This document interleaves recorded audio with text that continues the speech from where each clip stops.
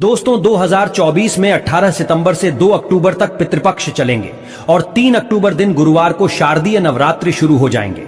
ऐसे में पितृपक्ष में अगर कौवा दे जाए मनुष्य को ये एक संकेत, तो समझो आपके पूर्वज आपसे बहुत प्रसन्न है। कुछ खास लोगों को ही कौवा देता है शुभ संकेत। ये संकेत कभी किसी को मत बताना। दोस्तों कौवे द्वारा बताए गए 14 शुभ संकेत। कौवा एक ऐसा प्राणी है जिसे अच्छे या बुरे की जानकारी उसके घटने के पूर्व हो जाती है। कौवे को कई दिव्य शक्तियां प्राप्त है। वो पहले ही जान लेता है कि मनुष्य के साथ क्या क्या होने वाला है। हमारे समाज में चीरकाल से कौवे को लेकर शुभ अशुभ शगुन अपशगुन से जुड़ी बातों का उल्लेख किया जाता रहा है। शकुन शास्त्र में भी कौवे से जुड़ी अनेक रोचक जानकारियों का वर्णन मिलता है।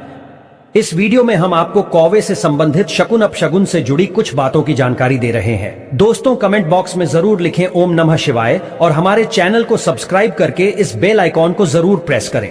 तो आइए शुरू करते हैं। दोस्तों नंबर 1, यात्रा के समय अगर आपको कहवा बर्तन में मुंह दबाकर पानी पीते हुए दिखाई देता है तो ये धन लाभ का संकेत है।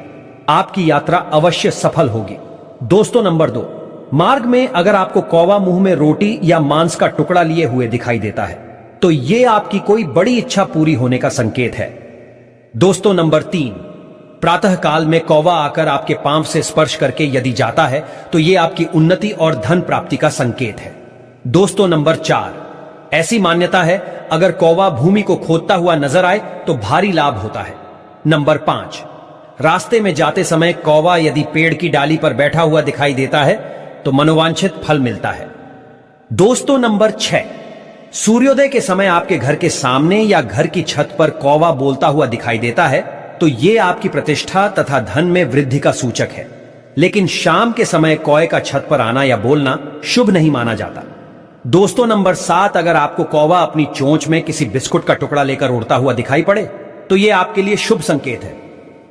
दोस्तों नंबर 8, यात्रा पर जाते समय कौवा यदि मधुर वाणी बोलता हुआ आपकी दाहिनी तरफ से निकल जाए और उसी तरह उड़ता हुआ चला जाता है तो आपका कोई कठिन कार्य आश्चर्यजनक सफल होगा।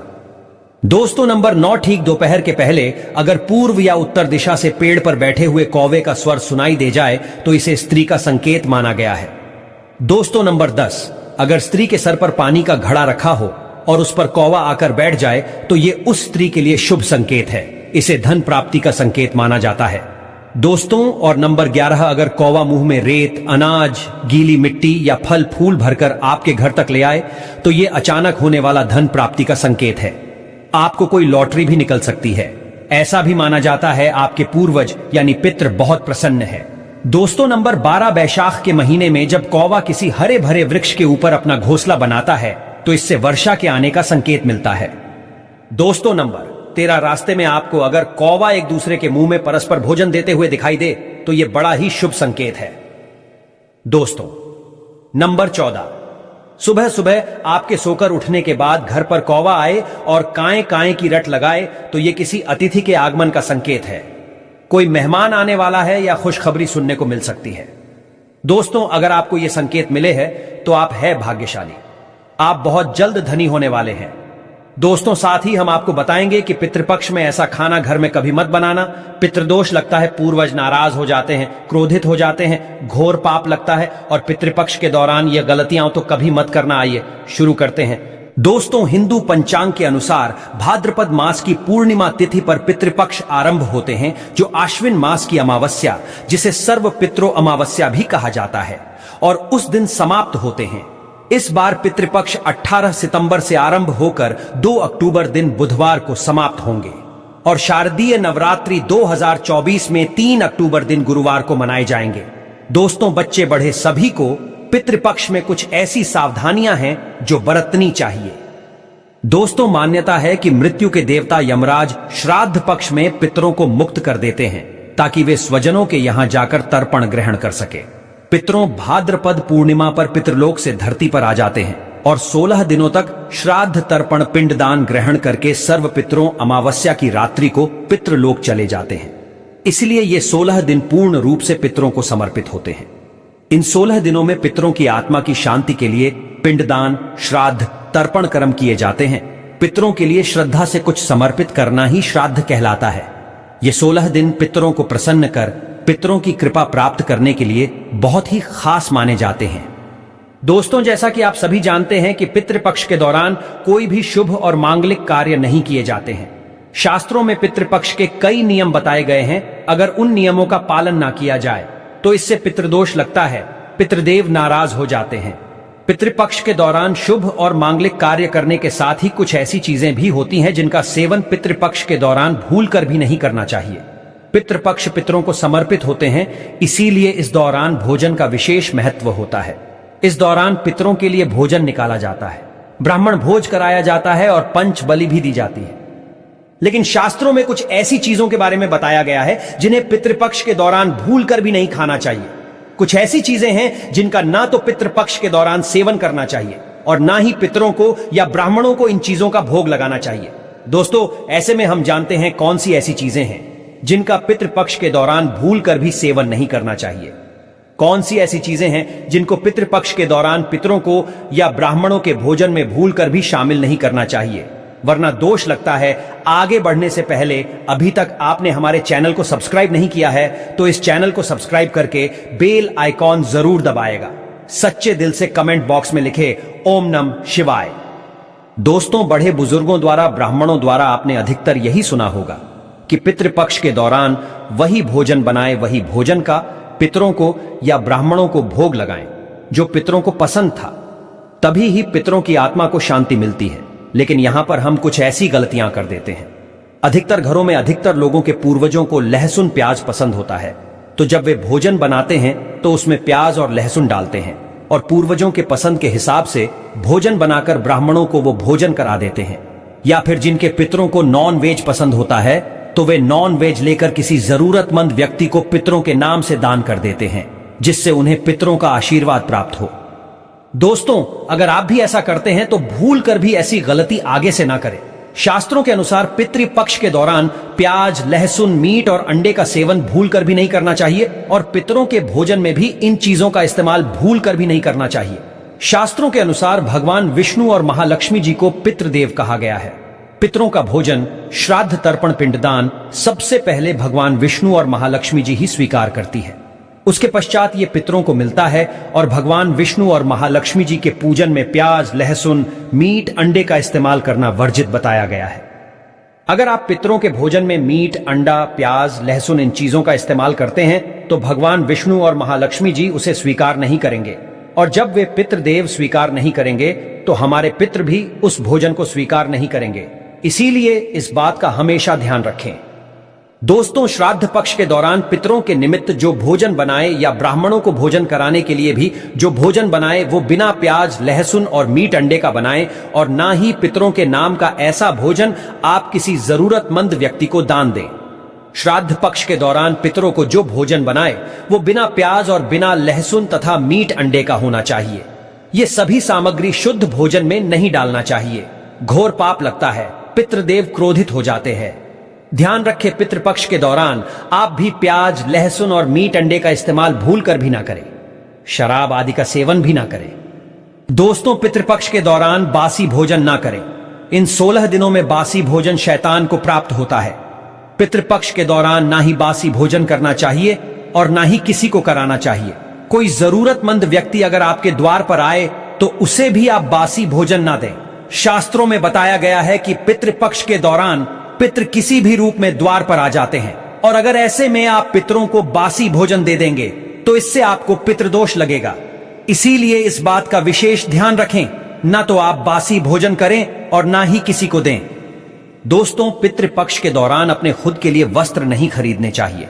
इन 16 दिनों में आप वस्त्रों का दान कर सकते हैं, पर अपने लिए कभी वस्त्र ना खरीदे। इस दिन नए वस्त्र खरीदना अशुभ माना जाता है। पितृपक्ष के दौरान पति पत्नी को दूरी बनाकर रहना चाहिए, क्योंकि इस दौरान हमारे पितृदेव हमारे घर के अंदर ही हमारे आसपास मौजूद रहते हैं और अगर आप ऐसा करेंगे तो हमारे पितृ नाराज होकर चले जाएंगे। पितृपक्ष के दौरान घर में रोना नहीं चाहिए, इससे भी पितृदोष लगता है। इन 16 दिनों के अंदर खुशी खुशी पितरों का स्वागत करना चाहिए, उनका आशीर्वाद प्राप्त करना चाहिए। दोस्तों, पितृपक्ष में पितरों का भोजन बनाते समय भोजन में चावल, दाल या रोटी ना बनाएं। पितरों के लिए सदैव पक्का भोजन जैसे कि पूरी, कचौड़ी, पराठे इत्यादि आदि बनाए जाते हैं। हलवा पूरी बनाए जाते हैं, खीर आदि बनाई जाती है। पितरों को खीर बहुत पसंद आती है। खीर खाकर हमारे पितृ हमें ढेरों आशीर्वाद देते हैं। पितृपक्ष के दौरान आप स्वयं दाल, चावल, रोटी आदि खा सकते हैं, पर पितरों को ये चीजें ना दें। लेकिन याद रहे, पितरों को जो भोजन बनाएं, ब्राह्मणों को जो भोजन कराएं, वो पक्का ही बनाएं। जैसे कि खीर, पूरी, मूंग दाल की कचौड़ी, दही, जलेबी, इन चीजों को आप बना सकते हैं।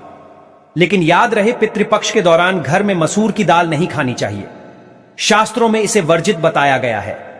दोस्तों, मसूर की दाल के अलावा पितृपक्ष के दौरान काले नमक, काले जीरे का सेवन भी नहीं करना चाहिए और ना ही ब्राह्मण भोजन में इन चीजों को शामिल करना चाहिए। पितृपक्ष के दौरान मूली, लौकी, खीरा और सरसों का साग ना तो खाया जाता है और ना ही खिलाया जाता है। श्राद्ध पक्ष में इन चीजों को खाना और खिलाना दोनों ही वर्जित होता है। श्राद्ध पक्ष के दौरान पितरों के भोजन में नींबू नहीं डाला जाता। आप स्वयं नींबू का सेवन कर सकते हैं, लेकिन पितरों के भोजन में, ब्राह्मण भोजन में नींबू ना डालें।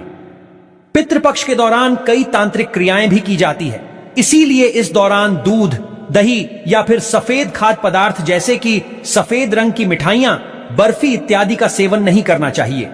लेकिन हां, ये चीजें आप अपने घर में ही बनाकर खा सकते हैं। दोस्तों, पितृपक्ष के दौरान गाय के दूध का सेवन करने से बचना चाहिए, खास तौर पर वो गाय जिसने हाल ही में बच्चे को जन्म दिया हो। ऐसी गाय के दूध का सेवन भूलकर भी ना करें। पितृपक्ष के दौरान खीर अवश्य ही बनाई जाती है और खीर का पितरों को, ब्राह्मणों को भोग लगाया जाता है। इसीलिए आप पितृपक्ष के दौरान दूध से ही खीर बनाकर उसका भोग लगाकर प्रसाद के रूप में उसे ग्रहण कर सकते हैं। लेकिन खाली दूध का सेवन ना करें, यानी सीधे दूध का सेवन ना करें। पितृपक्ष के दौरान कढ़ी बनाना और खाना भी वर्जित होता है। इस बात का विशेष ध्यान रखें। पितृपक्ष के दौरान कुलथे की दाल का भी सेवन ना करें। दोस्तों, ध्यान रखें, पितृपक्ष के दौरान आप पितरों के लिए जो भी भोजन बनाएं, उस भोजन में आप तिल अवश्य ही डालें। पितृपक्ष में जो पितरों का भोजन बनाएं, ब्राह्मणों को जो भोजन कराएं या पंचबली लगाएं या किसी जरूरतमंद व्यक्ति को पितरों के नाम से भोजन दें, उस भोजन में थोड़े से काले तिल अवश्य ही डालें। शास्त्रों के अनुसार जिस भोजन में काले तिल होते हैं वो भोजन पितृ ग्रहण करते हैं, लेकिन जिस भोजन में काले तिल नहीं होते हैं उसे भूत पिशाच ग्रहण करते हैं। इसीलिए इस बात का विषय ध्यान रखें। दोस्तों, पितरों के भोजन में काले तिल डालकर ही आप पितरों को भोग लगाए। काले तिल भूत पिशाचों से, श्राद्ध के भोजन की रक्षा करते हैं। इसीलिए इस बात का विशेष ध्यान रखें। पितृपक्ष के दौरान गलती से भी अपने पड़ोसियों का भोजन भी कभी नहीं खाना चाहिए। पितृपक्ष के दौरान उधार लिया गया पैसा अशुभ माना जाता है। इससे उल्टा कर्ज का बोझ और बढ़ जाता है। दोस्तों, पितृपक्ष में कोई भी ऐसा कार्य ना करे जिससे हमारे पितृ नाराज हो जाए। आप थोड़े से ही प्रयास से पितरों को प्रसन्न कर सकते हैं। दोस्तों, गरुड़ पुराण के अनुसार ऐसे कौन से व्यंजन है जो आपको पितरों के लिए बनाने चाहिए? सबसे पहला है दूध और चीनी से बनी खीर। जी हां, पितरों के लिए अगर आप बहुत सारे व्यंजन ना बना पाए या आपकी परिस्थिति इस अनुकूल ना हो, तो पितरों की तृप्ति के लिए आपको दूध और चीनी से बनी खीर अवश्य बनानी चाहिए, जिसमें सूखे मेवे डालकर पितरों को परोसें। इस व्यंजन से उन्हें सबसे ज्यादा आनंद मिलता है और वे प्रसन्न होकर आपके द्वार से लौटते हैं। दूसरी है कद्दू की सब्जी। गरुड़ पुराण के अनुसार कद्दू की सब्जी पितरों को बहुत अधिक प्रिय होती है।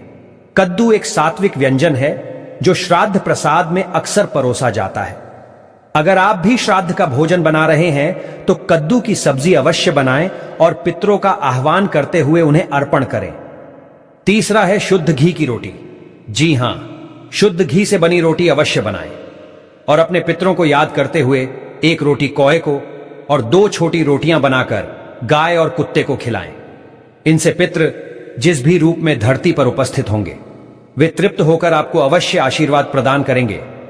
चौथी है पीली मूंग दाल और सफेद उड़द दाल।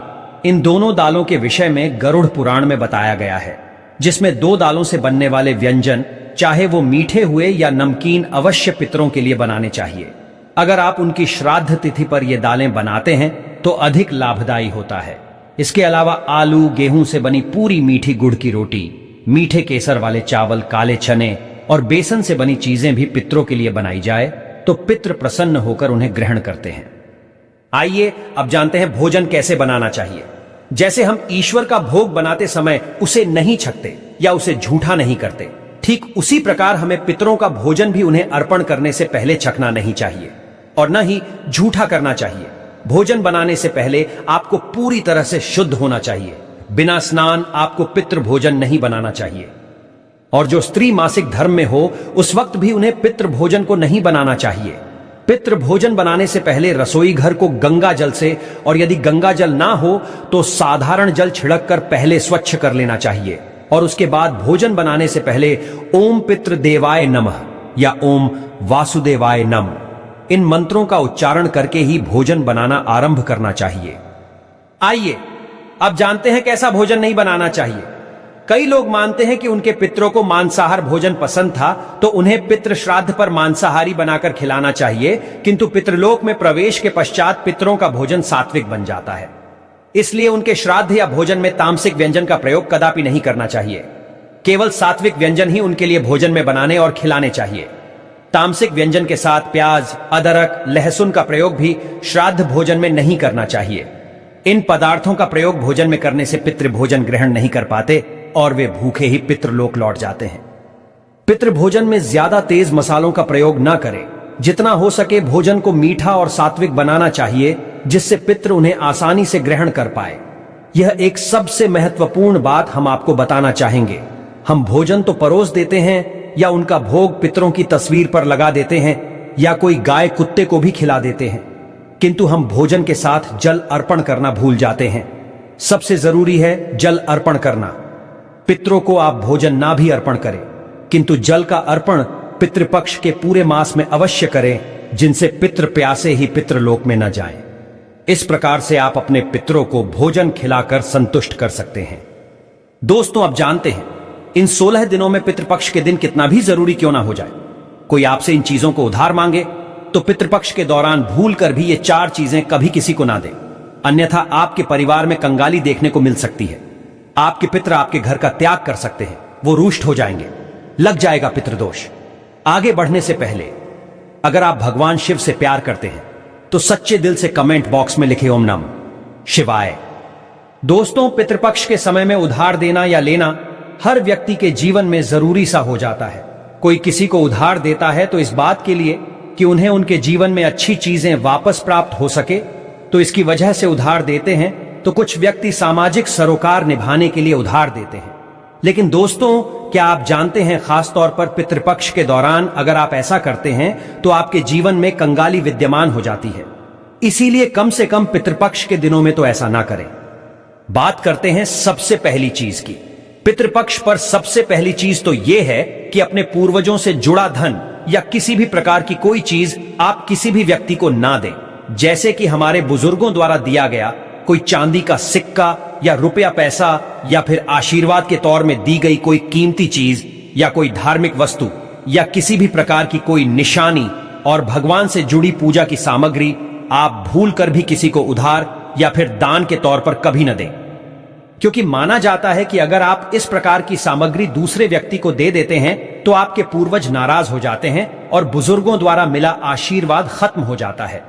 इससे पितृदोष लगता है और आपको वो नहीं प्राप्त हो पाता जो आपके पूर्वज यानी आपके पितृ जो आपके लिए करने वाले थे। तो सबसे पहले आपको इस बात का ध्यान जरूर रखना चाहिए, बुजुर्गों द्वारा कोई सम्मान में मिली चीज कभी किसी को ऐसे ही नहीं देनी चाहिए। इसे हमेशा रखें संभाल कर। बुजुर्गों द्वारा सम्मान में मिली चीज सोना, चांदी, हीरा मोती से भी कीमती होती है, इससे यूं ही बर्बाद ना करें। दोस्तों, इसी तरह पितृपक्ष को धन से भी जोड़ा जाता है। पितृपक्ष के दौरान हमारे पूर्वज साक्षात धरती पर आते हैं और उनका आगमन हमारे घर में होता है और उनका आशीर्वाद सुख समृद्धि में बदल जाता है। धन वैभव की प्राप्ति होती है। तो इस बात का ध्यान आपको जरूर रखना चाहिए कि पितृपक्ष के दौरान भूल कर भी कोई व्यक्ति आपसे धन उधार मांगने के लिए आता है तो आपको उसे उधार पैसा नहीं देना चाहिए, और ऐसे में आपको किसी अन्य व्यक्ति से उधार भी नहीं लेना चाहिए। ऐसी मान्यता है कि पितृपक्ष के दौरान आप जो पैसा उधार देते हैं या लेते हैं तो वो धन कभी लौट कर नहीं आता, बल्कि इस समय धन देने वाला और लेने वाला दोनों कर्ज में डूब जाते हैं। इससे पितरों का श्राप लगता है। दोस्तों, वहीं श्राद्ध पक्ष के दौरान हम अपने पूर्वजों का तर्पण करते हैं, पिंड दान करते हैं तथा गंगा स्नान आदि करते हैं। पितृपक्ष के दौरान खास तौर पर सफेद चीजें चढ़ाई जाती हैं। इस बात का ध्यान रखें। पितृपक्ष के दिन हमारे पूर्वजों को चढ़ाने के अलावा कोई व्यक्ति एकदम सुबह सुबह के समय आपसे दूध, दही, छाछ या फिर संध्या काल के समय में उधार मांगने के लिए या फिर ऐसे ही मांगने के लिए आ जाता है तो आपको भूल कर भी किसी अन्य व्यक्ति को नहीं देना चाहिए। अगर आप अपने पूर्वजों को चढ़ाने के अलावा कोई ऐसा काम करते हैं तो मान लीजिए आपके पूर्वज नाराज हो जाएंगे और साक्षात आपको अपने पितरों का क्रोध का सामना करना पड़ेगा। इसीलिए पितृपक्ष के दौरान कोई भी लेन देन ना करें। दोस्तों, पितृपक्ष में चावल के साथ काले तिल मिलाकर के दान करने से पितृदोष हमेशा के लिए समाप्त हो जाता है। हमारे पूर्वज प्रसन्न हो जाते हैं। गाय को रोटी में गुड़ मिलाकर और थोड़े से काले तिल मिलाकर खिलाने से पितृदोष हमेशा के लिए समाप्त हो जाता है। तांबे के लोटे में जल में थोड़ा सा गंगा जल मिलाकर और थोड़े से तिल मिलाकर पीपल की जड़ में चढ़ाने से हमेशा के लिए पितृदोष समाप्त हो जाता है। दोस्तों, अगर आप किसी व्यक्ति को गिफ्ट देना चाहते हैं या फिर गिफ्ट के तौर पर कोई चीज है देना चाहते हैं तो खास तौर पर पितृपक्ष के दौरान भूल कर भी आपको किसी को भी अपनी पहनने वाली घड़ी या फिर आपको बाजार से नई घड़ी खरीदकर आपको नहीं देना चाहिए, क्योंकि हर व्यक्ति के साथ उसका समय अच्छा या बुरा चलता रहता है। आपको घड़ी किसी से लेनी भी नहीं चाहिए।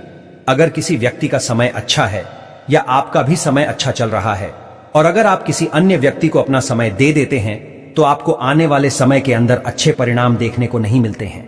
इस बात का आपको जरूर ध्यान रखना चाहिए।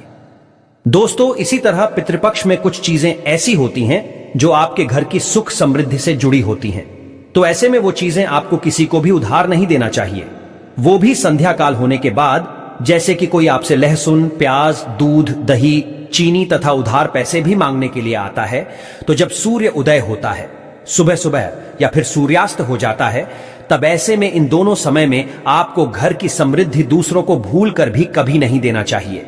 इससे हमारे पूर्वज नाराज हो जाते हैं और लग जाता है पितृदोष। माना जाता है कि अगर आप ऐसा करते हैं तो आपके घर की सुख समृद्धि तथा माता लक्ष्मी दूसरों के घर चली जाती हैं और वहीं हमारे पूर्वज भी घर में आते आते वापस लौट जाते हैं और आपको उसका अच्छा परिणाम देखने को नहीं मिलता। दोस्तों, दान पुण्य करना हिंदुस्तान की परंपरा रही है। हर व्यक्ति दान पुण्य करके पितृपक्ष का लाभ उठाता है तथा उनका आशीर्वाद प्राप्त करता है। लेकिन खास तौर पर पितृपक्ष के दौरान आपको 2 प्रकार के वस्त्र ना तो खरीद कर लाने चाहिए और ना ही किसी व्यक्ति को देना चाहिए। इसके अंदर पहली चीज तो है काले और सफेद कपड़े। पितृपक्ष में सफेद कपड़ा दान करने से हमारे पूर्वज प्रसन्न होते हैं और पितृदोष में कमी आ जाती है।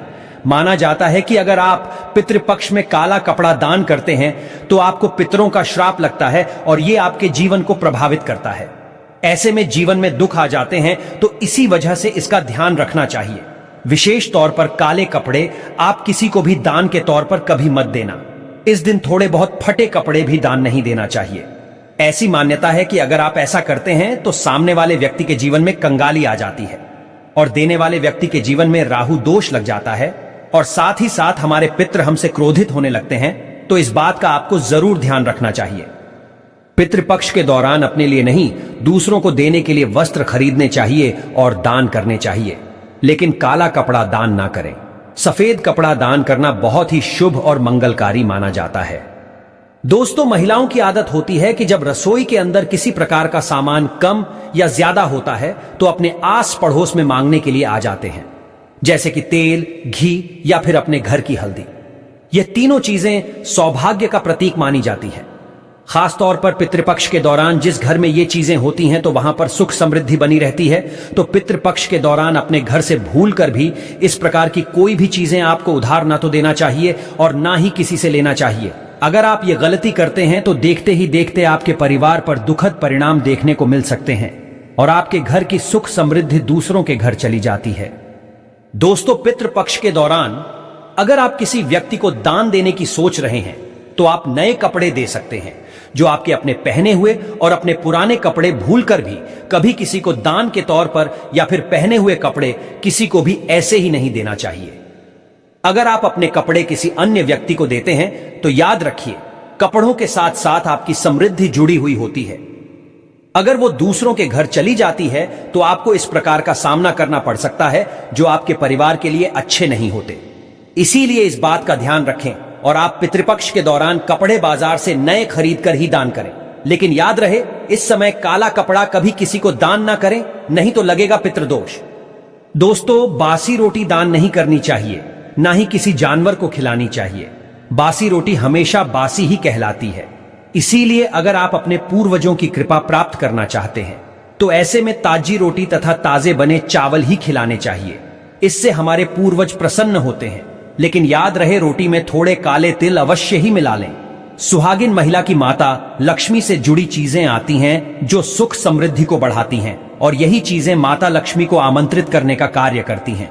तो ऐसी चीजों से जुड़ी हुई कोई भी वस्तु आपको किसी भी महिला को नहीं देना चाहिए। सुहागिन महिला विशेष तौर से ध्यान रखें कि अपने माथे पर लगाने वाला सिंदूर तथा गले में धारण करने वाला मंगलसूत्र, और तीसरी चीज अपने पैरों में पहनने वाली पायल, और चौथी चीज पैरों का बिछुआ और चूड़ियां भी, जो सुहाग का प्रतीक मानी जाती है। तो ये 5 चीजें किसी भी सुहागिन महिला को भूल कर भी, ऐसे ही चाहे आपकी बहन ही क्यों ना हो, पहनने के लिए नहीं देना चाहिए, और ना ही किसी अन्य महिला की पहनने के लिए आपको लेना चाहिए। इस बात का आप ध्यान रखेंगे तो निश्चित तौर पर आपको इसका प्रभाव देखने को मिल जाएगा, और देखते ही देखते पूर्वजों की विशेष कृपा भी आपको देखने को मिल जाएगी। दोस्तों, जो व्यक्ति अगर पितृपक्ष के दौरान डेली वाले नमक को दान करता है तो उसके वारे न्यारे हो जाते हैं।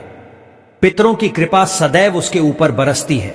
पितृपक्ष के दौरान नमक का दान हर हाल में आपको करना चाहिए। नमक का दान गुप्त दान माना जाता है।